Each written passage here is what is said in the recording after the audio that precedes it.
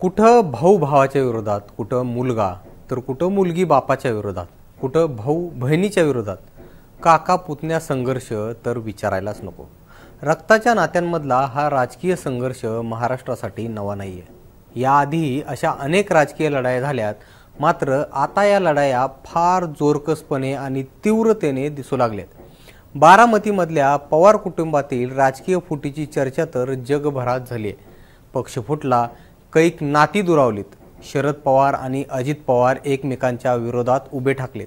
आता पक्षात फूट पडल्यानंतर काही फॅमिलींमध्ये देखील कोण कोणत्या पवारांच्या सोबत जाणार यावरून मतभेद सुरू झालेत। अर्थातच काही जण अजितदादांच्या मागे तर काही जण शरद पवारांसोबत थांबलेत। यामध्ये तरुण पिढी बहुतांश शरद पवारांच्या मागे राहिल्याचं दिसून येते। यामुळे झालंय काय तर सख्खी नाती मात्र दुरावल्याचे दिसून येते। येत्या विधानसभा निवडणुकीआधी या नात्यांच्या राजकारणाची चर्चा सगळीकडे रंगते। दुसरीकडे या राजकीय घराण्यांमध्ये खरंच फूट पडली आहे की घराच्या बाहेर पद जाऊ नये यासाठीची ही तजवीज केली जाते अशी चर्चा सुद्धा रंगत आहे।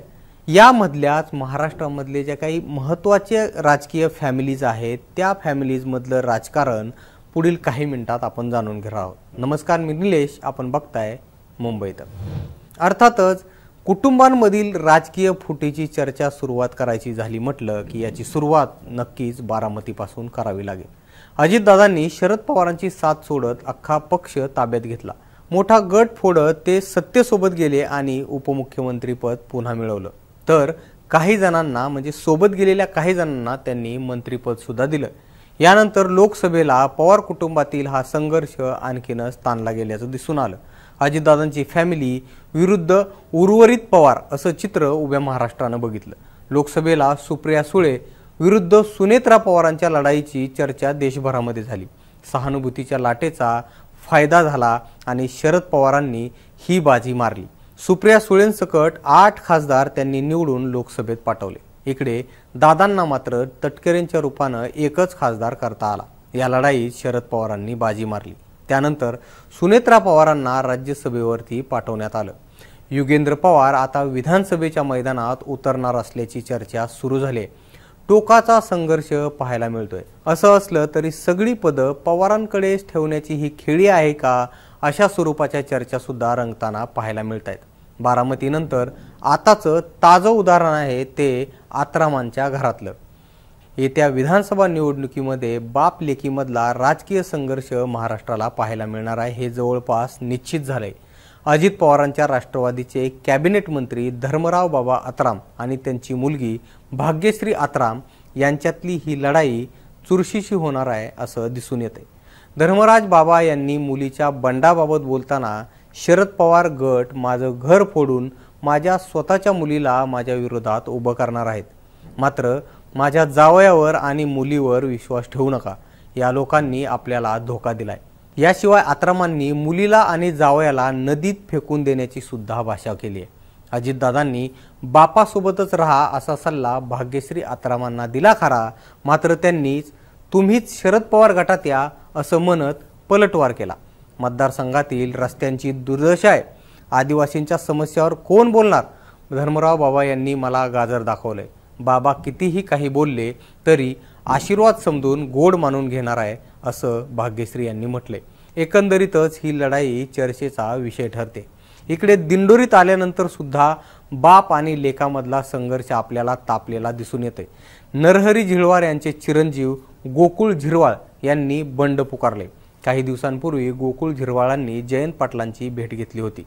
तसेच माझी छाती फाडली तर शरद पवार दिसतील, संधी मिळाली तर वडिलांच्या विरोधात लढणार असं भाष्य सुद्धा गोकुळ यांनी केलं होतं। तर गोकुळ झिरवाळांच्या या वक्तव्यानंतर नरहरी झिरवाळांनी उत्तर दिलं होतं, तो माझा मुलगा आहे, गोकुळला आमदार व्हायचं असेल तर दादांना सांगून मी थांबेल आणि त्याला आमदार करेल। आता तर पुन्हा नरहरी झिरवाळांनी यावर एक मोठा गौप्यस्फोट करून टाकलाय। जयंत पाटलांच्या भेटीसाठी गोकुळला मीच पाठवलं होतं। जयंत पाटील माझा नेता आहे आणि त्यांचा जाऊन सत्कार कर। तिथे त्याला विचारलं, बापासारखे त्याच्यामध्ये काही गुण आहेत म्हणून त्यानं निवडणूक लढवण्याचं सांगितलं होतं। त्यामुळे संभ्रम निर्माण झाला आणि आता तो जागेवर आहे आणि कायमस्वरूपी जागेवर राहणार आहे असं झिरवाळांनी सांगून दिलं। आता नेमकं झिरवाळ बापलेक दिंडोरीच्या या मैदानामध्ये आमने सामने दिसतील का हे पाहणं महत्त्वाचं असणार आहे। लोकसभा निवडणुकीमध्ये महाराष्ट्रातले काही मतदारसंघ फार चर्चेत राहिले। यापैकीच एक म्हणजे माढा लोकसभा मतदारसंघ। भाकरी फिरवण्यामध्ये एक्सपर्ट मानले जाणारे शरद पवारांनी माढा लोकसभा मतदारसंघ पुन्हा आपल्याकडे खेचून आणला। त्यासाठी त्यांनी आपल्यापासून काही काळ दूर गेलेल्या मोहिते पाटलांना पुन्हा जवळ केलं आणि भाजपला मात देत विजयाची तुतारी तिथं वाजवून दिली। माढ्याच्या विधानसभेच्या मैदानात सुद्धा शरद पवारांनी आता एक नवा डाव टाकलाय, ज्यामुळे अजितदादांच्या सोबत गेलेल्या बबनदादा शिंदे यांची गोची झाली आहे। बबनदादांचे सख्खे भाऊ रमेश शिंदे यांनी सुप्रिया सुळेंची भेट घेतली आणि पारंपरिक हा राष्ट्रवादीचा असलेला जो मतदारसंघ आहे या मतदारसंघामध्ये एका नव्या लढाईची रणसिंग फुंकलं जाते का याची चर्चा सुरू झाली। राष्ट्रवादीचा परंपरागत असलेला हा मतदारसंघ आपल्याकडे खेचण्यासाठी शरद पवार आणि अजित पवार दोघांनीही तयारी सुरू केली। अशातच माढ्यातील अजित पवार गटाचे जे आमदार आहेत बबनदादा शिंदे यांचे लहान सख्खे बंधू रमेश शिंदे यांनी काही दिवसांपूर्वी सुप्रिया सुळेंची दिल्लीमध्ये जाऊन भेट घेतली। यामुळे आगामी निवडणुकीमध्ये माढ्याचे आमदार बबनदादा शिंदे यांना त्यांचे सख्खे बंधू रमेश शिंदे यांचा सामना करावा लागणार आहे असं बोललं जाते। 6 वेळा माढा विधानसभेमधून बबनदादा शिंदे हे आमदार झालेले। यावेळी त्यांचे पुत्र रणजितसिंह शिंदे हे माढ्याच्या मैदानात उतरणार असल्याचं बोललं जाते। आता रमेश शिंदे यांनी सुप्रिया सुळेंची भेट घेतल्यानंतर त्यांच्याकडून तुतारी वाजवली जाईल असं बोललं जाते। रमेश शिंदे यांचे पुत्र आणि बबन शिंदे यांचे पुतणे धनराज शिंदे हे या निवडणुकीच्या रिंगणात उतरण्याची तयारी करत आहेत। त्यामुळे माढ्याची जी लढत आहे ती शिंदे फॅमिलीमध्ये गाजणार असं बोललं जाते आणि या लढतीची चर्चा सुद्धा सध्या सोलापूर जिल्ह्यात प्रचंड गाजते। इकडे जर आपण मराठवाड्यात बीडमध्ये आलो तर बीडमधला क्षीरसागर परिवारातला संघर्ष नवा नाहीये। शरद पवारांच्या खांद्याला खांदा लावून भिडणारे संदीप क्षीरसागर यांच्या समोर नेहमीच काका जयदत्त क्षीरसागरांचं आव्हान राहिलेलं आहे। शिवाय योगेश क्षीरसागर देखील यंदा मैदानात उतरणार असल्याचं बोललं जाते। आता माजी मंत्री जयदत्त क्षीरसागर हे तुतारी हातात घेतील अशी चर्चा सुरू झालेली आहे। बीडमध्ये शरद पवार आता नवा डाव खेळत आहेत। संदीप क्षीरसागर यांना थांबवणार असल्याचं देखील तिथं बोललं जाते।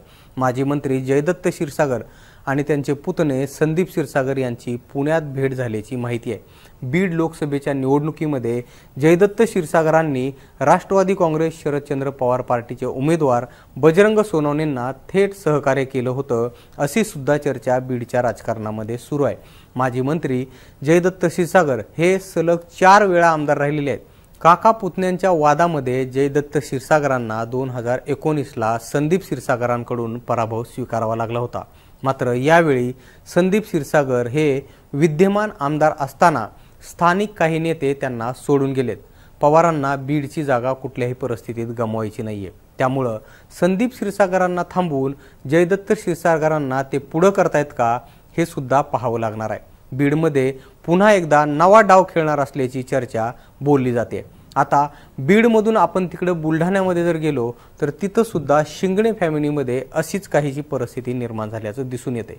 माजी मंत्री राजेंद्र शिंगणे सध्या अजितदादांच्या सोबत आहेत आणि बुलढाण्याच्या शिंदखेड राजा मतदारसंघाचे ते विद्यमान आमदार आहेत। त्यांची सख्खी पुतणी गायत्री शिंदे मात्र शरद पवार गटात आहे। शरद पवारांच्या राष्ट्रवादीचं बुलढाणा कार्याध्यक्षपद सुद्धा गायत्री शिंगणे यांच्याकडेच आहे। त्या आता राजकारणामध्ये चांगल्याच सक्रिय झालेल्या आहेत। सख्खे काका राजेंद्र शिंगणे अजितदादांच्या गटात असताना तुम्ही शरद पवार गटात कशा आणि राजेंद्र शिंगणेच्या विरोधामध्ये लढणार का असा प्रश्न त्यांना विचारल्यानंतर त्यांनी सांगितलं की पवार साहेबांनी संधी दिली तर त्या संधीचं नक्कीच सोनं करेल आणि जनता आता नक्कीच बदल सुद्धा करेल। त्यामुळे गायत्री शिंगणे या राजेंद्र शिंगणेंसमोर आव्हान उभा करतील अशी चर्चा बुलढाण्याच्या राजकारणामध्ये सुरू आहे। एकूणच महाराष्ट्राच्या राजकारणामध्ये अलीकडच्या काळातलं राजकारण जर आपण बघितलं तर काल कोण कुठल्या पक्षात होतं आणि आज कोण कुठल्या पक्षात जाईल याचा अंदाज कुणीही लावू शकत नाही। सामान्य परिवारामध्ये संपत्तीच्या वाटण्या झाल्यानंतर साधारणतः एक घर 2 वाशे झाले असं जनरली म्हटलं जातं। असंच आता राजकारणातील बऱ्याच परिवारांमध्ये सुद्धा झाल्याचं दिसून येते। आता हे वासे विधानसभेला कुणाच्या बाजूने फिरणार हे पाहणं महत्त्वाचं असणार आहे। दुसरीकडे खरोखरच या कुटुंबांमध्ये भांडणं आहेत की सत्ता परिवाराबाहेर न जाण्यासाठी जे डाव आहेत हे सुद्धा आगामी काळात स्पष्ट होणार आहे। आपल्याला याबाबत काय वाटतं हे आम्हाला कमेंट बॉक्समध्ये नक्की सांगा आणि मुंबई तकला जर तुम्ही सबस्क्राइब केलं नसेल तर लगेच सबस्क्राइब करून घ्या। हा व्हिडिओ पाहिल्याबद्दल धन्यवाद।